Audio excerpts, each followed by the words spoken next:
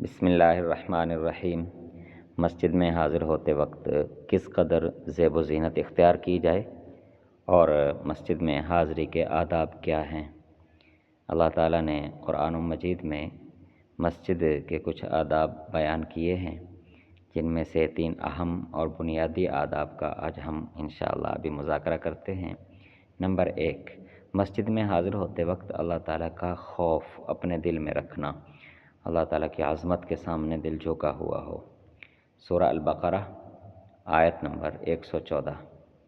وَمَنْ أَظْلَمُ مِمَّنْ مَنَعَ مَسَاجِدَ اللَّهِ أَنْ يُذْكَرَ فِيهَا اسْمُهُ وَسَعَى فِي خَرَابِهَا أُولَٰئِكَ مَا كَانَ لَهُمْ أَنْ يَدْخُلُوهَا إِلَّا خَائِفِينَ لَهُمْ فِي الدُّنْيَا خِزْيٌ وَلَهُمْ فِي الْآخِرَةِ عَذَابٌ عَظِيمٌ۔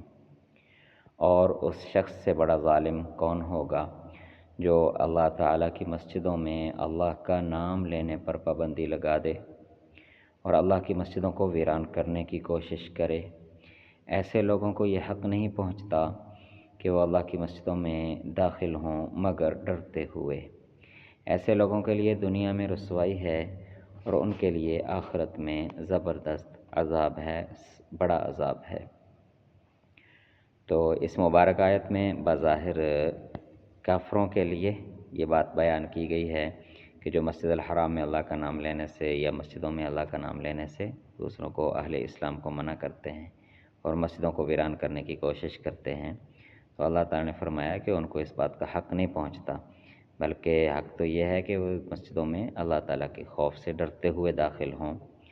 تو اہل ایمان کے لیے تو زیادہ ادب ہے، زیادہ حق ہے کہ جب اللہ تعالیٰ کے گھر میں حاضری کے لیے جائیں تو اس وقت دل میں اللہ تعالیٰ کی عظمت، اللہ کا جلال دل میں موجود ہو، اللہ کا خوف دل میں موجود ہو۔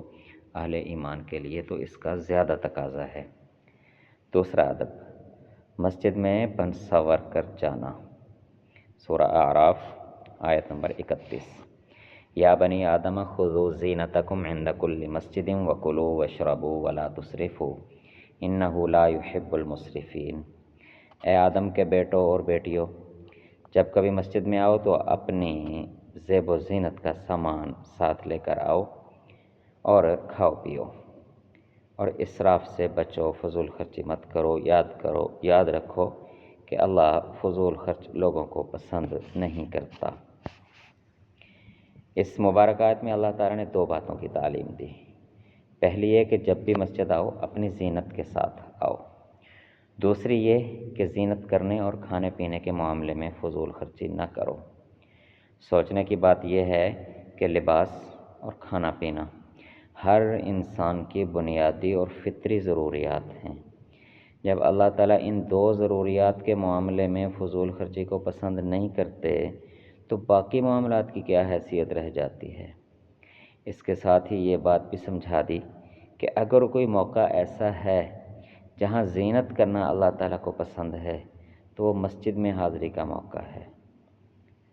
تو بس زینت اختیار کرنے کی جو حد اللہ تعالیٰ کی نظر میں پسندیدہ ہے وہ اتنی ہی ہے جو انسان دن میں 5 وقت نماز کے لیے اختیار کر سکے۔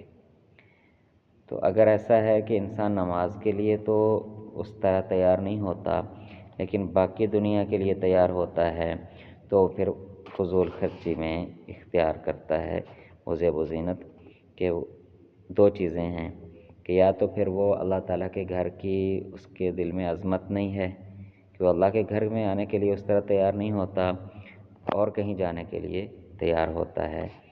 دوسرا کہ اسراف اور فضول خرچی سے بچنا، زیب و زینت میں بھی اور کھانے پینے کے معاملات میں بھی۔